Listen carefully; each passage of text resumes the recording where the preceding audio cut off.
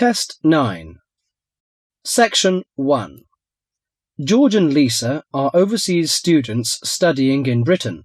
They are returning home for the summer holidays. First, you have some time to read the example and questions 1 to 4.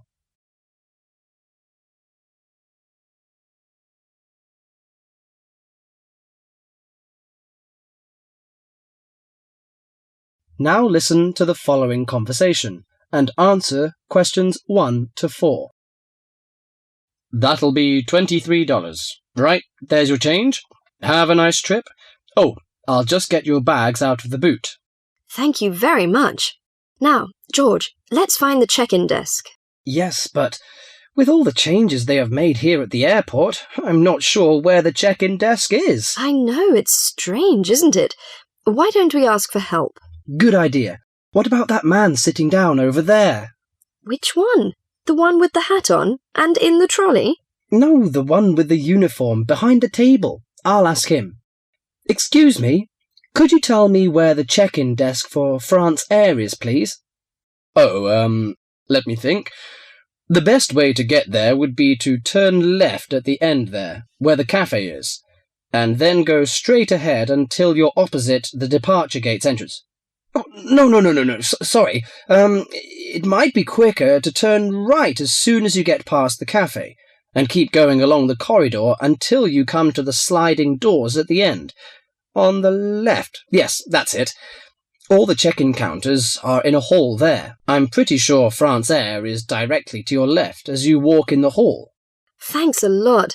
So, it's the left past the cafe and then right opposite... the bookshop. You can't miss it. Come on then, Lisa. We don't want to be late, and I want some time to get a cup of coffee and look around the bookshop. Okay, George, but I want to go to the restroom first. I'll meet you at the check-in desk.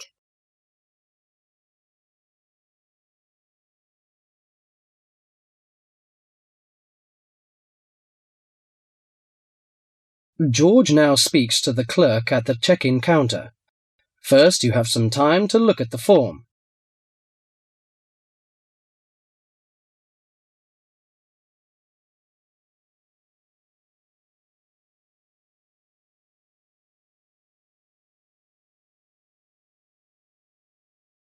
Now listen to the conversation and answer questions 5 to 11. Good morning. Can I help you? Yes, I would like to check in for flight FA492. Very good. Can I have your ticket and passport, please? Oh, yes, here you are. Okay, thanks. If you could just put your suitcase on the scales. Oh, I have this extra box that I want to take as well. Okay, well, that's extra luggage, so I'll have to get you to fill out an excess baggage declaration certificate. It'll cost extra, I'm afraid. Let me see. $40 exactly, if the total value of your contents is under $400. Oh, well, what's the form for? It's just a form you have to fill out so that if there are any problems, we'll know where you are and how to contact you. So, if you can give me a few details, I'll key in the information. Okay then, your passport says your name is Lavier. Is that right? Yes, George Lavier. George, Lavillliers.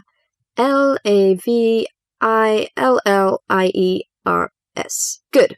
Now, nationality. French? No, wait a minute. It's a Swiss passport. Well, yes, I live in France, but I was born in Switzerland. Swiss. Very good. Flight number FA492. Destination is... Paris.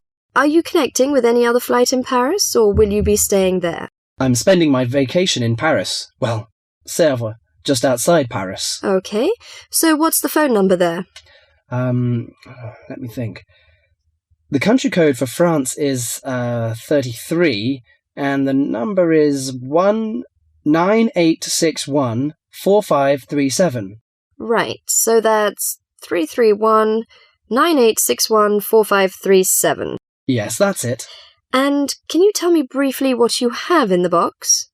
Well, there are some books, just university textbooks from last semester, some clothes, and, my computer disks. Okay, thank you. And what would be the approximate value of the contents? Quite a bit, actually. About $150. That's all. There's your receipt for the box, your passport and ticket, and here is your boarding pass. Gate 7. You can board the plane in about 35 minutes. Have a nice flight. That is the end of section 1.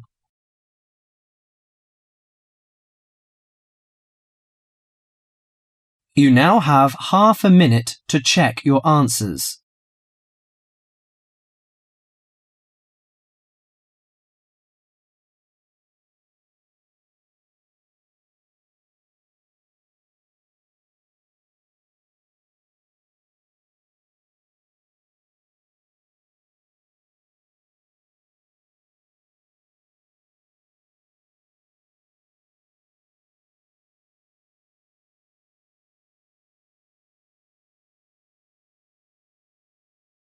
Section 2.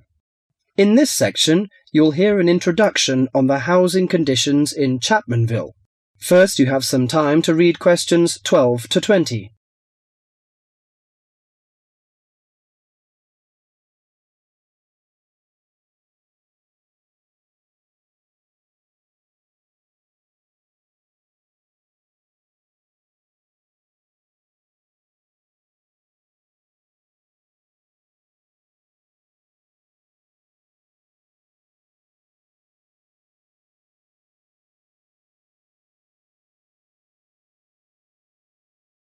Now listen carefully to the introduction and answer questions 12 to 20. Hi, I'm Gavin Murray. I'm the rental manager for the Central Chapmanville Real Estate Agency. I'm a real estate agent, much like any other, in that I help people buy and sell houses. But about half of my time is spent working to assist people in renting houses and flats. I've been in this business for a dozen years now, and I know the city very well, in terms of which areas are the better places to live and how much it costs to rent in these areas. Now, I normally divide Chapmanville into 3 areas in terms of rental prices. Generally speaking, the area in the northern part of the city is the low end of the spectrum, the cheapest housing.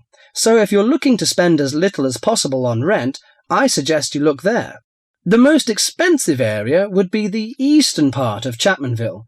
Most people think it's the prettiest part of the metropolitan area because of all the hills and parks. As so many people desire to live there, housing prices tend to be quite high.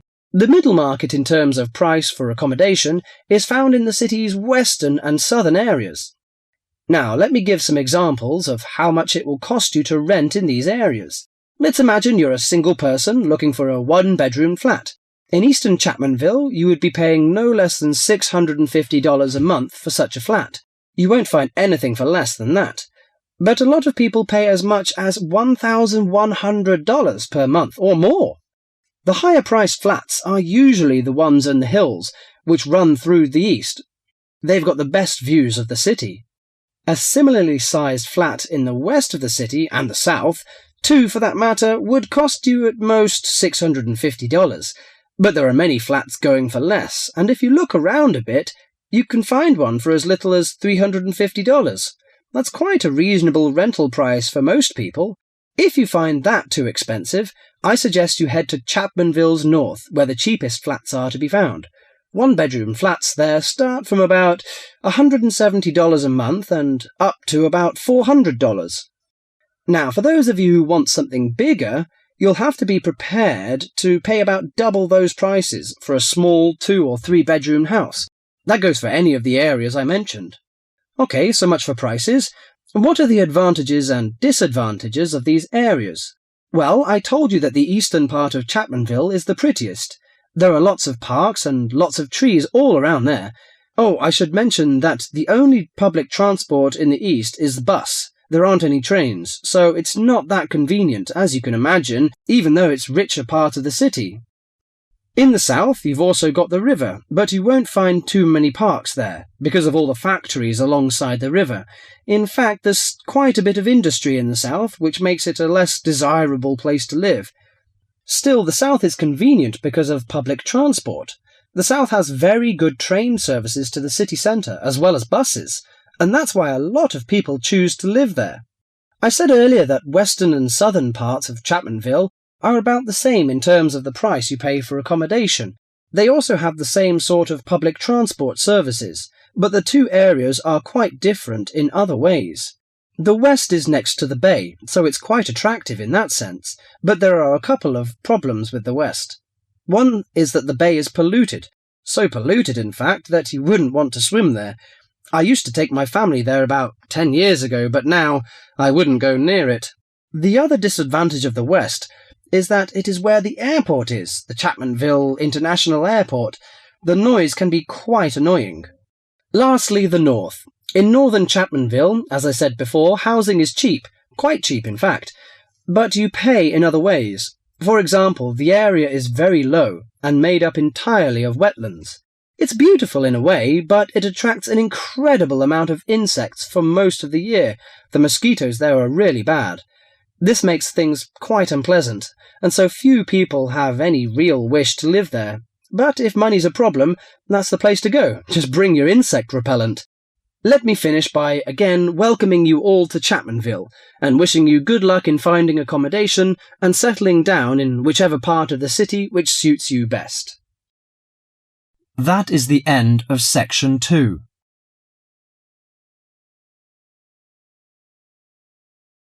You now have half a minute to check your answers.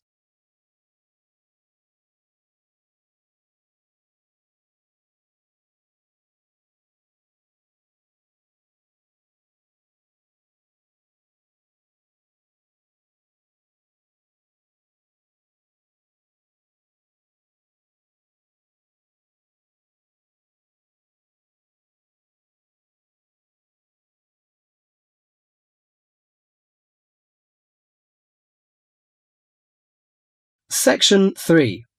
In this section, you'll hear an interview on job application. First, you have some time to read questions 21 to 31.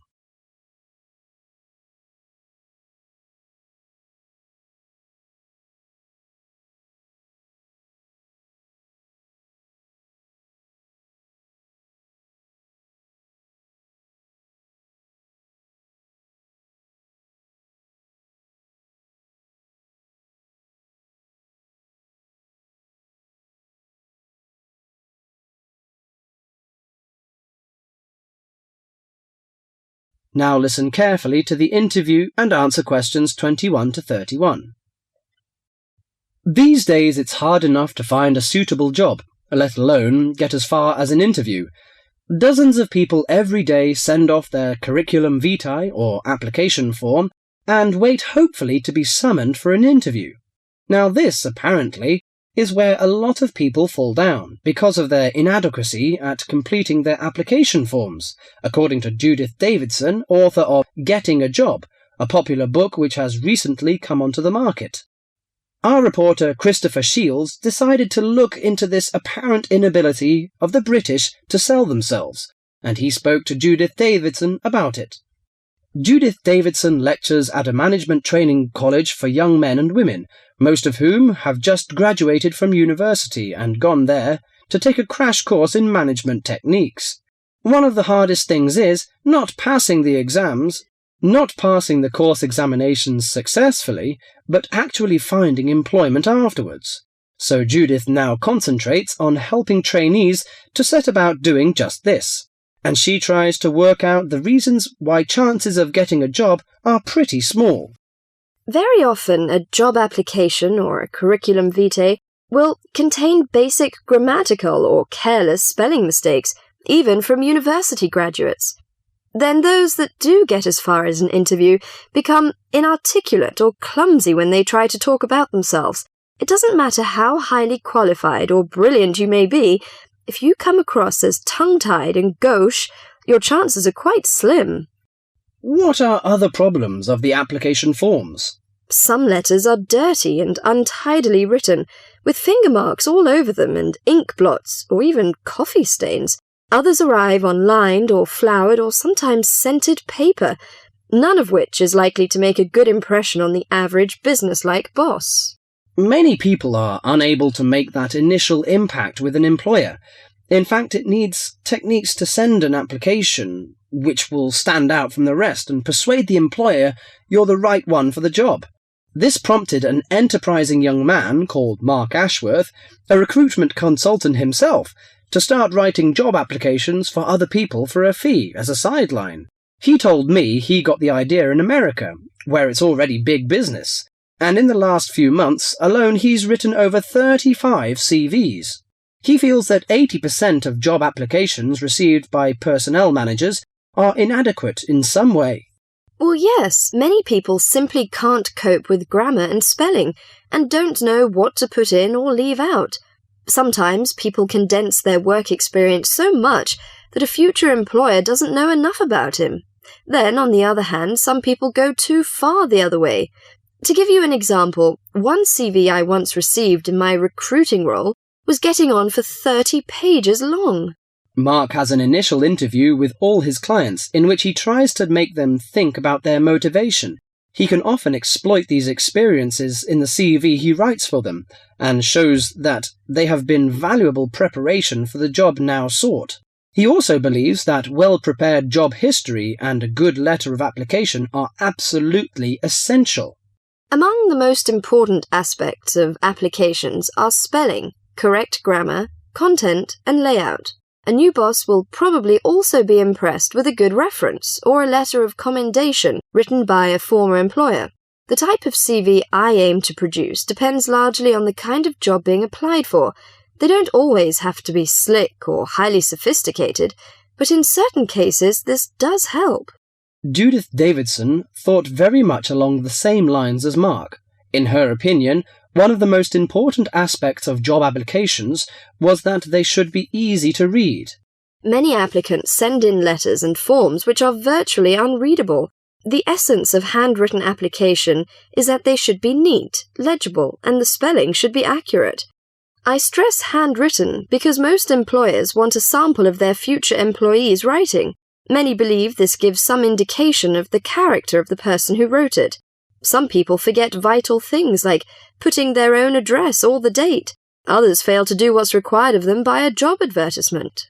Judith believes that job seekers should always send an accompanying letter along with their application forms, stating clearly why their qualifications make them suitable for the vacancy. Personal details have no place in letters of application. I well remember hearing about one such letter which stated, quite bluntly, "I need more money to pay for my flat."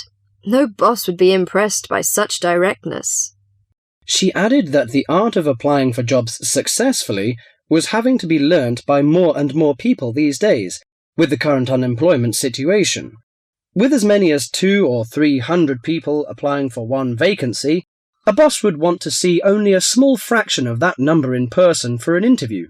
So your application had to really outshine all the others to get you on the shortlist. That is the end of section 3.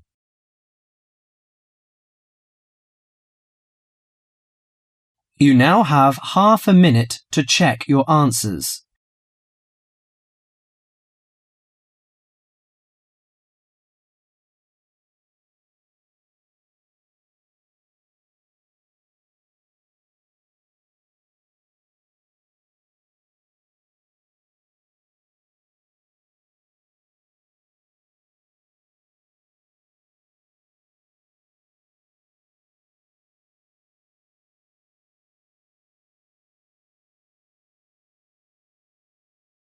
Section 4. In this section, you'll hear a lecture on human civilization. First, you have some time to read questions 32 to 40.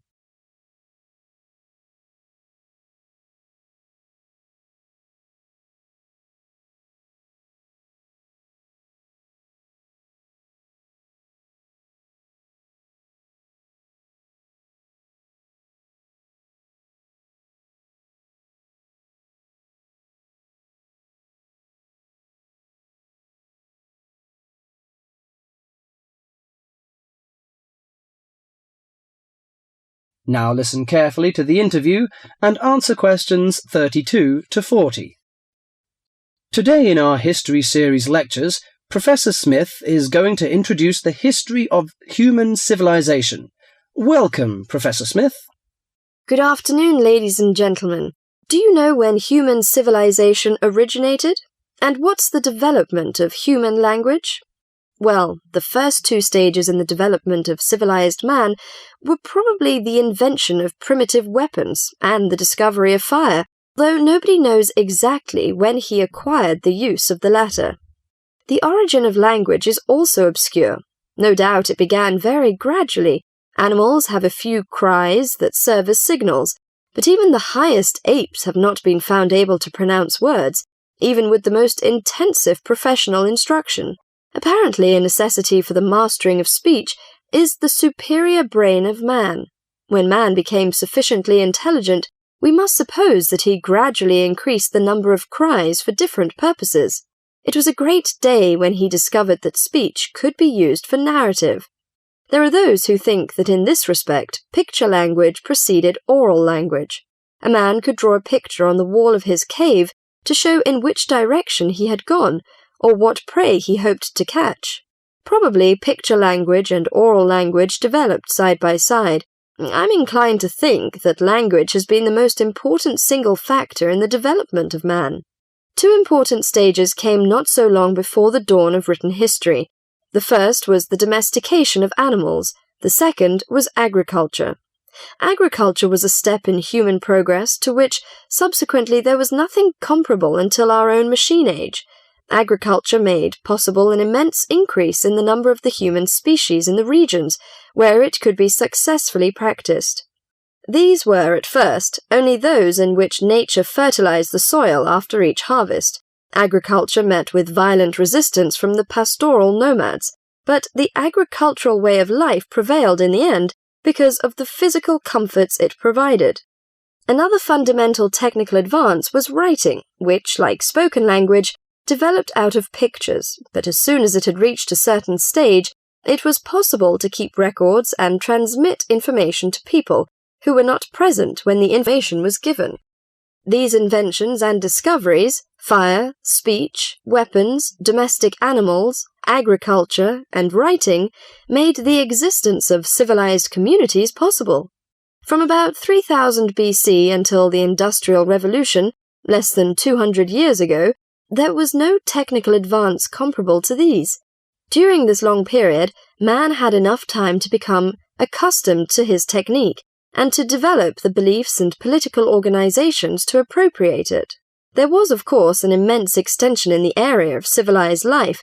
At first it had been confined to the Nile, the Euphrates, the Tigris, and the Indus, but at the end of the period in question it covered much the greater part of the livable globe. I do not mean to suggest that there was no technical progress during this long time. There was progress. There were even two inventions of great importance, namely gunpowder and the mariner's compass, but neither of these can be compared in their revolutionary power to such things as speech and writing and agriculture. That is the end of section 4.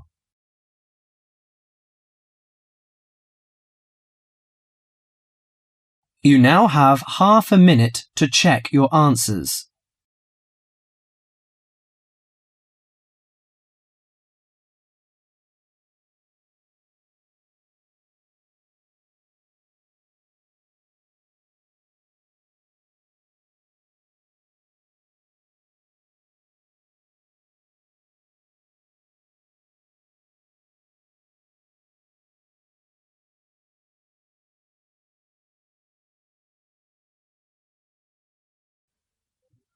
That is the end of the listening test.